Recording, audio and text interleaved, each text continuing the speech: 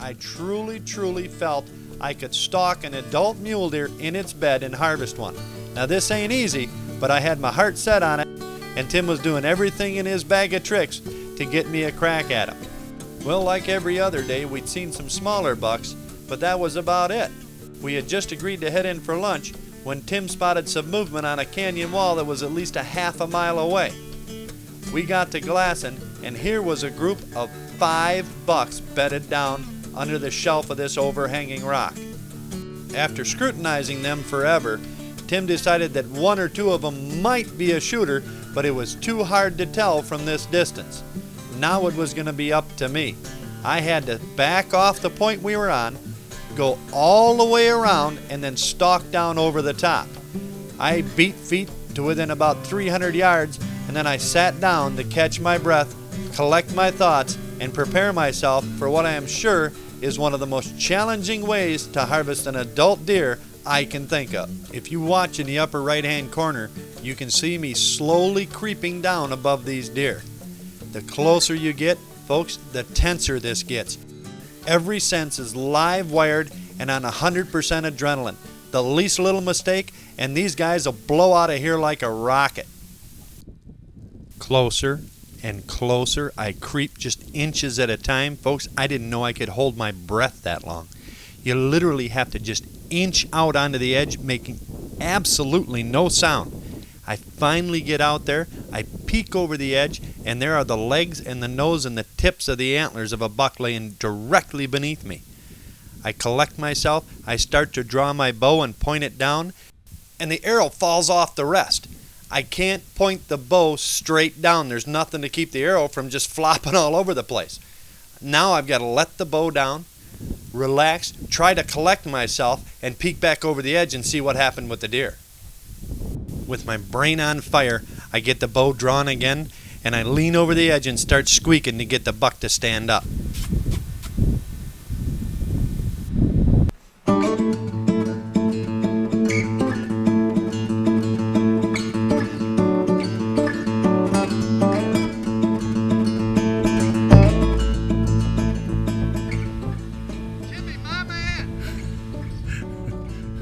You be the man. One, you are. You be the one.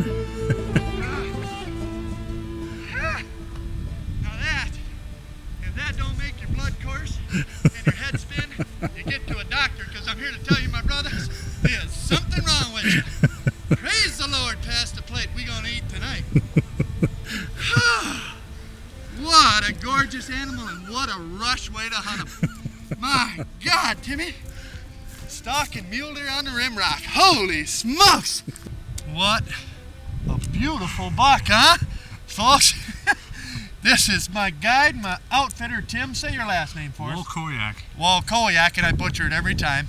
We've been hunting the rim rock for what I called monster Montana mule deer, and look at that. I'm here to tell you, this is exciting, buddy. You know what you're doing.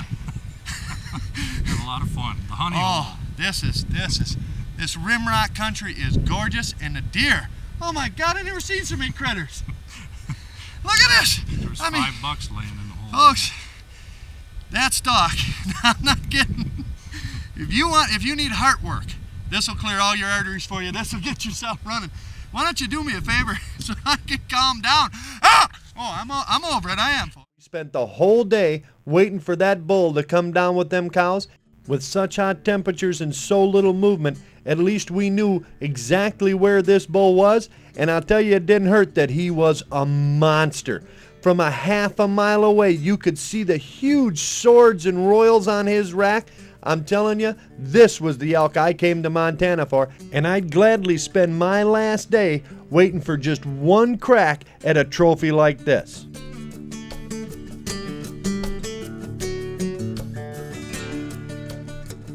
We watched in silent awe as this monster of an elk lorded over his herd of cows. He would grunt and roll his rack and charge at him, and they'd scatter like quail. It seemed like an awful lot of trouble trying to keep that many women happy, but he was doing a pretty good job.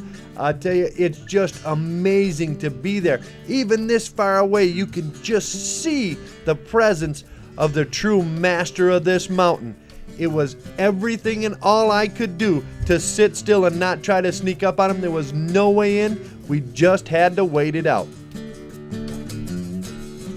It was almost dark when they finally started to move. When they came down off the backside, we went all the way up to the fence and sat up hoping they'd come down to the water hole for a drink as they left their day bed.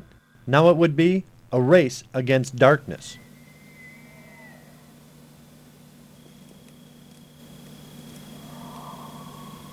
Unfortunately, this time, it was not to be. Well, folks, that just about does it. The coyotes have called it a night. We had 5 bulls, 100 yards away. We couldn't go after them. That fence down there, that's the end of the property. It's the last night. But I tell you, I wouldn't have traded this week for nothing. I shot a great mule deer. We saw a huge elk. I want to thank Tim and Sam and the cook, everybody at H&H Outfitters. Guys had to move a little farther up the hill. This was indeed risky business. We'd managed to close the distance from a half a mile to only about 250 yards. And then, jackpot. There were 6 bucks bedded or standing right straight across the valley from Tim and Aubrey. This was the payoff for all that climbing and sweat. Trying real hard not to be seen or heard, the guys hurriedly got into position for a shot, took a look back across there, and there was a dandy. There was 5 good bucks in this bunch and 1 real whopper. Before the guys could get ready for a shot, it became apparent that these bucks were actually getting up and beginning to feed down toward them. I mean, you talk about getting something dropped in your lap. Instead of having to take a shot at 250 yards, the guys were just sitting there watching these bucks slowly feed down the draw that led to the bottom of the hill we were on. Every step brought these bucks closer, and every step, I promise you, took Aubrey's blood pressure another notch higher. This is why we were in Montana. Well, that big boy was working his way slowly down the hill in front of Aub. He even stopped and gave him a pretty nice broadside shot at about 200 yards. But Tim told Aubrey, just wait, they're going to feed right down underneath the edge of this hill, and after they do, we'll move over to that blown over tree so you can get a better rifle rest. Well, when the last buck ducked underneath the lip of that hill, that's exactly what the guys did. They carefully as possible and as quietly as possible crawled over to that old stump, set up, and then it was hold your breath time. You know, whenever you lose sight of a buck like this, your mind starts to working on you. Did he turn and go the other way? Did he run off? Is there some other draw I can't see? There's 1,000 things run through your brain in it because, you know, if you're a hunter, you've had deer get away from you 1,000 different ways. All of those things, I promise you, were dancing through Aubrey's mind as he waited to see the first set of antlers work out from beneath the lip of that hill. Well, at less than 135 yards, the bucks were walking right out below Aubrey, and finally you could see the antlers of that big buck bringing up the rear. A sigh of relief, followed immediately by a shot of terror. It was coming down to that time. All he had to do was work his way out in the open, and Aub was going to get a crack at his very first monster muley. And now the battle was joined. Aubrey had his rifle up and was at the ready. That old buck, however, wasn't playing fair. All he would do was skirt along the base of that hill. We could see his antlers, but that's all we could see. It was as if some higher power somewhere was dragging this out and making it more traumatic. If you're a deer hunter, even at home on your couch, I know you know what I'm talking about. The terror and the frustration. This is the fun of deer hunting. And it took 2 smaller bucks starting to spar to finally pull that big boy out. He just couldn't take it, I don't know. But finally, now it was Aub's moment.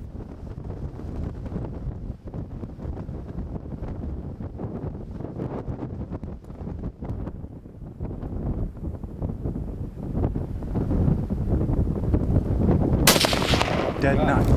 Dead nut. All right, buddy. All right, my first mule deer. Praise the Lord. He's down. He looks good. He's not wiggling. He's not wiggling. My first mule deer. That looks like a nice one too. It's a Danny. Good shot. Oh man, praise the Lord. All right. On a windy day on the top of a rock, congratulations, Yes, sir, my buddy. friend. Old Whisper come through in a punch again, didn't it?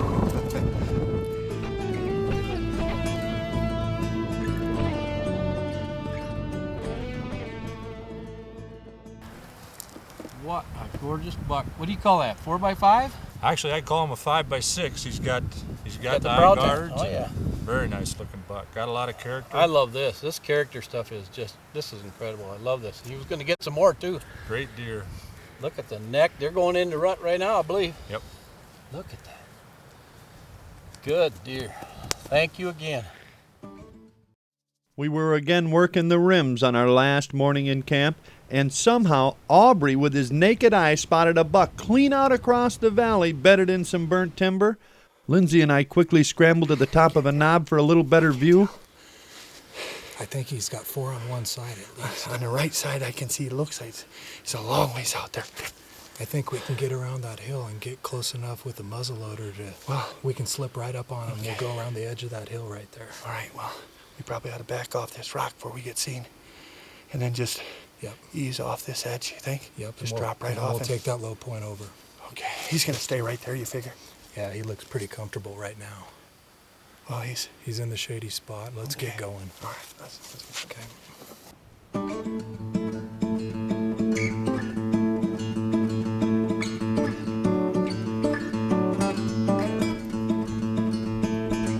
We carefully backed down off that rock and immediately started the stalk that would take us around and across this valley and hopefully bring us out just below and to the left of this deer.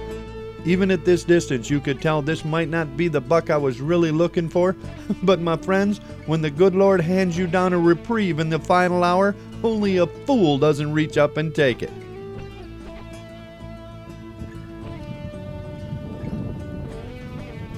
Well, that was some concern. There really was no good way to take a run at this deer.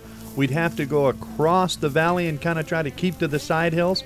The rim rock prevented us from going over and coming back. That meant we would have to creep along basically within sight of this deer should he stand up. It was a gamble, but it was the only gamble we had. Lindsay and I would just have to make it work.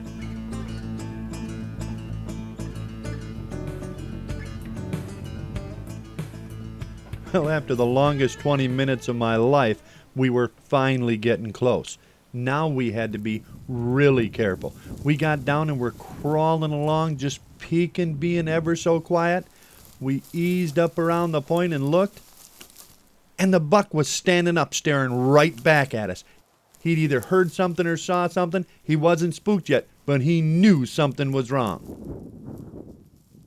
And to make matters worse, neither the deer nor I were in a position where I could take a clean shot. Lindsay whispered to me that he was going to back down and move to the left, look for a better angle. I looked over at him and nodded, looked back, and the buck was leaving.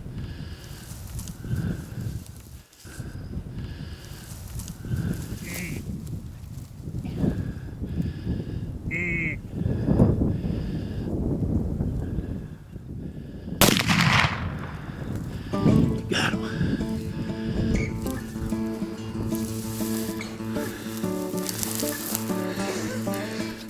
We whacked it. Boy, just seconds. He was leaving. The old smoke pole whooped his butt. He looked like he was hit pretty good. Yeah. He ain't going nowhere. Right angle, too. Thank you, Mr. Knight. Black powder bucks in Montana. With time ticking against us, the guys from H&H had managed to help me pull one out. We hurriedly went up the hill to recover the deer. We were already 15 minutes late meeting Wacky for our drive down out of here. We had truly taken it right down to the wire. There. Nice shot. I'm sure he's down. Look at that piled in there. That's my first ever black powder mule deer. What a good shot. Yeah, right. He's done. He ain't going no more. Yeah, he's done. Here,